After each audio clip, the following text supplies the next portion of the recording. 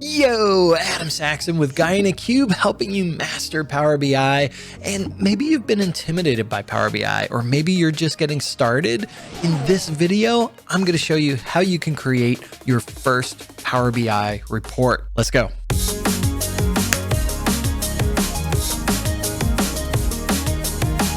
If you're finding us for the first time, be sure to hit that subscribe button to stay up to date with all the videos from both Patrick and myself. All right, your first Power BI report. This is exciting, right? Maybe you're coming from Excel, maybe you're coming from another BI tool, and you just want to know, how do I get all of this great visualization items that Power BI offers? I've heard this 5 minutes to wow. So in this video, we are going to do just that. The first thing you're going to need, though, is Power BI Desktop. And there's a couple ways that you can do this. The easiest way to do this is to get it from the Microsoft Store if you're on a Windows 10 device. So it's as easy as searching for Power BI, finding the Power BI Desktop app, and installing it. The biggest benefit from doing this is that it will auto update with every monthly release of Power BI. That's right. A new update for Power BI Desktop comes out every month with new great features. If you don't have the Microsoft Store, maybe you're not on Windows 10 or your organization's maybe blocking the Microsoft Store, the other way you can get it is by going to powerbi.com, going to products, and then Power BI Desktop. There is a get for free, but you can also click on the advanced options, which will allow you to download the actual executable installer that you can grab either 64-bit or 32-bit and then install that on your machine. Outside of that, check with your organization also. They may have a package that you can install through whatever processes they have. Right now that we have Power BI Desktop, let's head over to my machine and see what we can do with it. Once you launch Power BI Desktop, you're going to see this intro window that will give you some quick options to get started. You'll see maybe any files that you've opened before. You're going to see this nice get data option, which will just allow you to do that. Start bringing in some data, and then also some help links over on the side. The other option that you have is we can just close that, and then you'll see data options here up on the ribbon. There's going to be some quick accessible items here. So Excel, which everyone uses, SQL Server, data sets, whatnot. You can also hit on the get data option, which will give you more quick options, and then hit more for all of the options that you may have to get your data. There's a ton of data sources that are available through this, whether it's a relational database, whether it's a cloud database, whether it's an on-premises database, maybe it's some files. You'll see Power Platform items. You'll see other as well. Maybe it's not there. And when in doubt, just search for it and you'll see if that is available. The other thing that's available for you here is if it's just not in the list, there is an ODBC or OLEDB provider that is available for you when in doubt, right? So ODBC, OLEDB, these will allow you to basically connect to anything that has a driver available for it. So it gives you a ton of flexible options. In this case, we're just going to go with trusty Excel, right? So let's just click on Excel, and I've got a file ready to go here. We'll hit open, and it's going to give you some navigation items as part of it. The different sheets will be exposed here. I can just select those items, and it'll give you a preview. At the bottom also, it's going to give you a couple buttons. You are going to be tempted to click on that yellow shiny load button. First pro tip, don't do that. Hit the transform data to help get into shaping your data, right? We want to massage the data and make it feel good so that it's in the right space for you to actually analyze that data. When we do transform data, it's going to pull us into what's called Power Query, or our query window or query editor. And here we can do all sorts of crazy things. I can do things like maybe I want to make the table name meaningful as part of what the authoring experience will provide, right? So I can do that for a bunch of different tables. The other thing to do is explore in the actual GUI interface. So from here, you'll see the ribbon options. You can do all sorts of different transformations, like, maybe you want to do some filling, pivot, unpivot. We can do transpose. We can do different mathematical operations. Also, when you're in columns, everything has like some right-click syntax. So if you right-click on an area, you'll see different options from the context menu that you can actually go do. And if you're really adventurous, there is this advanced editor where you can actually go write your own M script, but we're not going to get into that in this video. If you are scared about it, or you've heard that you need to do M script to like really take Power BI to the next level, check out Patrick's video where he actually posed that question. Do I even need to know that? Another cool thing you can do inside of Power Query is just do some magical things, like maybe I want to create or combine some columns into a single column. So for instance, let's take this. I'll do first name through last name. And what I can do is add column, come to column from example and choose from selection. This always blows my mind with Power BI. So if I just type in the name and I hit enter, bam,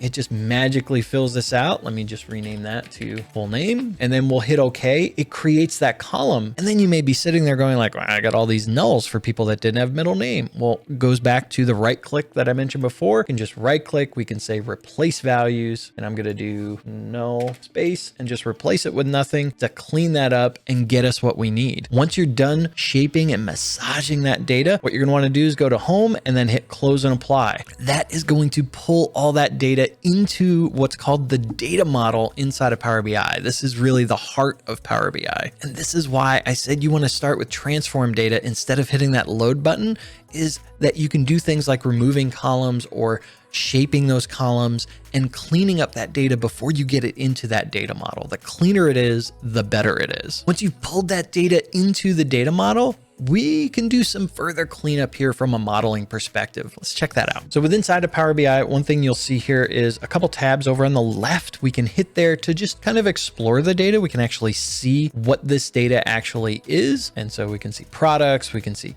product category, so on and so forth. The other thing we can do here is we can go to the model view where it'll actually show us the layout of our tables. It should automatically detect what's called relationships between the tables. And this is what's referred to as a star schema, right? We've got a fact table in the middle, we've got dimensions on the end, and the dimensions describe the actual data in the fact table. If you want to learn more about star schemas, check out a link I've got in the description below, which talks all about it, or even go get this book, The Complete Reference for Star Schema.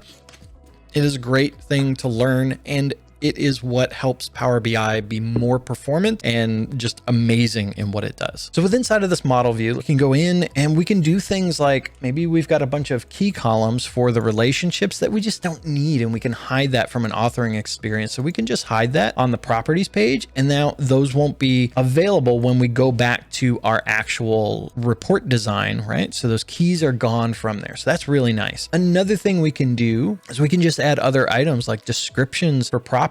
We could come in and maybe there's some value fields here. We can change data types. We can even come into advanced. We can change data categorization, sorting options, all sorts of options in this screen. Can also create display folders to easily group items within inside of my model. Also, when you're in the report view, there's also a modeling tab, which gives you a bunch of items as well. When we select items, we can do all sorts of different updates to properties from the ribbon bar in addition to the actual model view. So lots of different ways to work with your data. Past that, there's a concept of measures and calculations that you can add to your data. So the data itself is just a flat number, but maybe you want to do things like summarizing or grouping or doing complex calculations that don't necessarily equate to a field in a column. This is where DAX comes into the picture. And I know DAX can be very scary.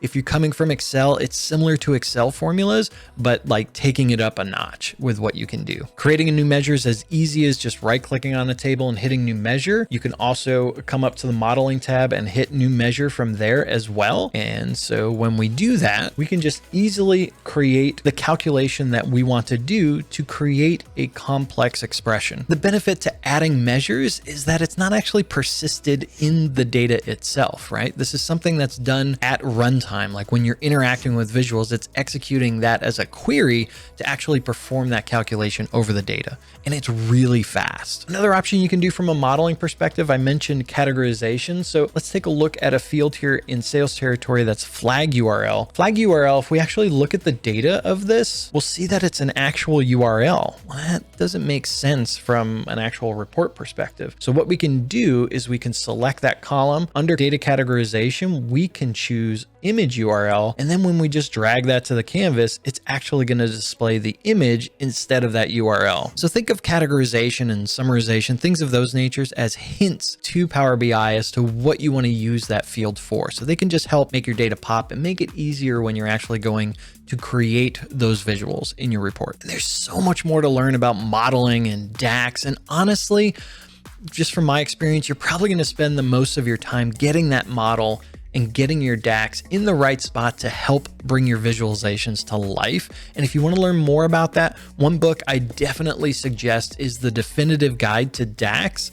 This is just a great resource for you to have. I'll have a link for that in the description below as well. All right, now for the fun part, right? We talked about all these things with data, but you just wanted to create these awesome visuals and get the report done for your manager or for your business, right? So let's look at that. Once our data is in the right spot, it's as easy as just dragging and dropping, or as Christian Wade has coined the phrase, clicky, clicky, draggy, droppy. So let's figure out what we can do here. So let me just drag month to the canvas, right? So that gives me a list of months, no big deal there. And then I'm gonna pull in my total sales measure that I created with DAX. Now I can see my numbers here, but I know everybody likes a table, right? But there's so many other visuals that you can do to help tell that data story. Try not to default to an actual table visual. See if you can actually take your data to the next level. So we can do things like we could do a bar chart, right? That's okay. We could do line charts. We can do an area chart, right? And make it maybe a little better. And on these visuals, they have a lot of properties where we can add additional fields. We can format it a little more. So for instance, maybe I want to actually display this more by year. So let me drag this in. I'll drag that into small multiples where you can actually see this over time and how we're trending. So lots of options that you can do for this given visual, changing colors, changing names and labels, shaping, plotting, all sorts of different options that you can play around with. I definitely recommend taking the time to explore that for each visual to understand its capabilities. We can also take this a step further with some of the AI visuals inside of Power BI to really explore your data. So let's look at a decomp tree, and within a decomp tree, we can take all sorts of information. So we're going to analyze the total sales amount, and what we want to do is explain that by a bunch of different items. So we can explain it by year, could explain it by month. We could come down to other items, maybe sales territory. We want to do it by region, adding country. We could also come in from a product perspective and maybe want to explain it by color. So with all of these items, now we can actually explore that data and drill down into it. So we could do it by actual items, but maybe you don't know which one's the best one. So let's say, which one's the highest item that I care about here? So let me just pick high value, and then that's going to tell me, oh, it's sales country and it's United States. Well, what was the highest item inside of United States? That sales region. And then we can further explore that. And maybe I just want to say, oh, let's do it by color. And then we've got those items inside of it. And as we actually slice and dice, it will update and reflect those items in other visuals. So it's interactive in that sense. Where as you select items in one visual, it can